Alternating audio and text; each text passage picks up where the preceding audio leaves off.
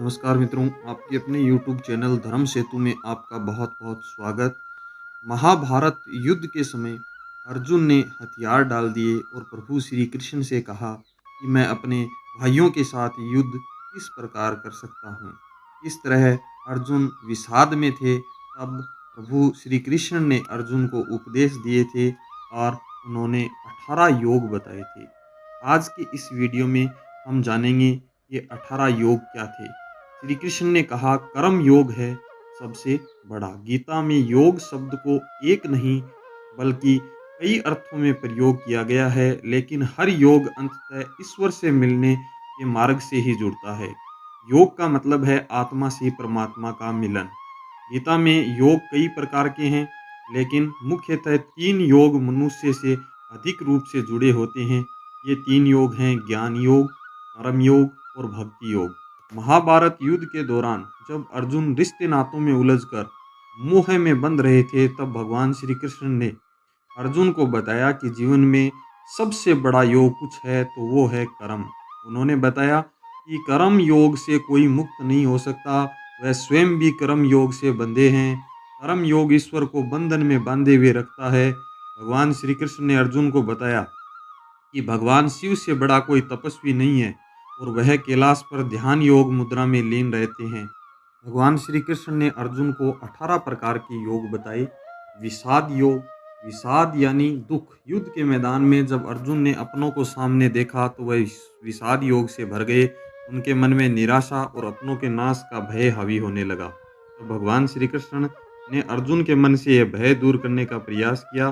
श्री कृष्ण ने अर्जुन को जो उपदेश दिए वही गीता बनी। उन्होंने सर्वप्रथम विषाद योग से अर्जुन को दूर किया और युद्ध के लिए तैयार किया। सांख्य योग, सांख्य योग के जरिए भगवान श्री कृष्ण ने पुरुष की प्रकृति और उसके अंदर मौजूद तत्वों के बारे में समझाया। उन्होंने अर्जुन को बताया कि मनुष्य को जब भी लगे कि उस पर दुख या विषाद हावी हो रहा है, तो उसे सांख्य योग यानी पुरुष प्रकृति का विश्लेषण करना चाहिए। मनुष्य 5 सांख्य से बना है: आग, पानी, मिट्टी, हवा। अंत में मनुष्य इसी में मिलता है। कर्म योग, भगवान श्री कृष्ण ने अर्जुन को बताया कि जीवन में सबसे बड़ा योग कर्म योग है। इस योग से देवता भी नहीं बच सकते। कर्म योग से सभी बंधे हैं, सभी को कर्म करना है। इस बंधन से कोई मुक्त नहीं हो सकता। साथ ही यह भी समझाया कि कर्म करना मनुष्य का पहला धर्म है। उन्होंने अर्जुन को समझाया कि सूर्य और चंद्रमा भी अपने कर्म मार्ग पर निरंतर प्रशस्त रहते हैं, तुम्हें भी कर्मशील बनना होगा। ज्ञान योग, भगवान श्री कृष्ण ने कहा कि ज्ञान अमृत समान होता है, जो पी लेता है उसे कभी कोई बंधन नहीं बांध सकता। ज्ञान से बढ़कर इस दुनिया में कोई चीज़ नहीं है। ज्ञान मनुष्य को कर्म बंधनों में रहकर भी भौतिक संसर्ग से विमुक्त बना देता है। कर्म वैराग्य योग, भगवान ने अर्जुन को बताया कि कर्म से कोई मुक्त नहीं है। सच यह है, लेकिन कर्म को कभी कुछ पाने या फल पाने के लिए नहीं करना चाहिए। मनुष्य को अपना कर्म करना चाहिए, यह सोचे बिना कि इसका फल उसे कब मिलेगा या क्या मिलेगा। कर्म के फलों की चिंता नहीं करनी चाहिए। ईश्वर बुरे कर्मों का बुरा और अच्छे कर्मों का अच्छा फल देता है। ध्यान योग, ध्यान योग से मनुष्य को खुद का मूल्यांकन करना सिखाता है। इस योग को करना हर किसी के लिए जरूरी है। ध्यान योग में मन और मस्तिष्क का मिलन होता है। ऐसी स्थिति में दोनों ही शांत होते हैं, विचलित नहीं होते। ध्यान योग मनुष्य को शांत और विचारशील बनाता है। विज्ञान योग, इस योग में मनुष्य किसी खोज पर निकलता है। सत्य की खोज विज्ञान योग का ही अंग है। इस मार्ग पर बिना किसी संकोच के मनुष्य को चलना चाहिए। विज्ञान योग तप योग की ओर अग्रसर होता है। अक्षर ब्रह्मा योग, श्री कृष्ण ने अर्जुन को बताया कि अक्षर ब्रह्मा योग की प्राप्ति से ही ब्रह्मा, अधिदेव, अध्यात्म और आत्म संयम की प्राप्ति होती है। मनुष्य को अपने भौतिक जीवन का निर्वाह शून्य से करना चाहिए। अक्षर ब्रह्मा योग के लिए मनुष्य को अपने अंदर के हर विचार और सोच को बाहर करना होता है। नए सिरे से मन को शुद्ध कर इस योग को करना होता है।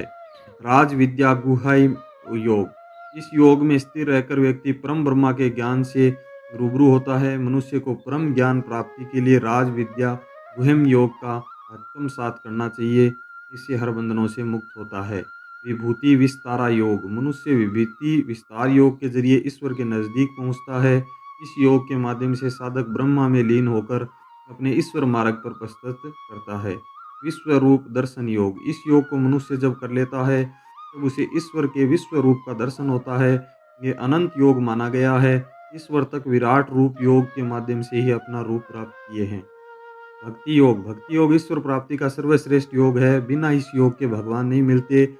जिस मनुष्य में भक्ति नहीं होती उसे भगवान कभी नहीं मिलते।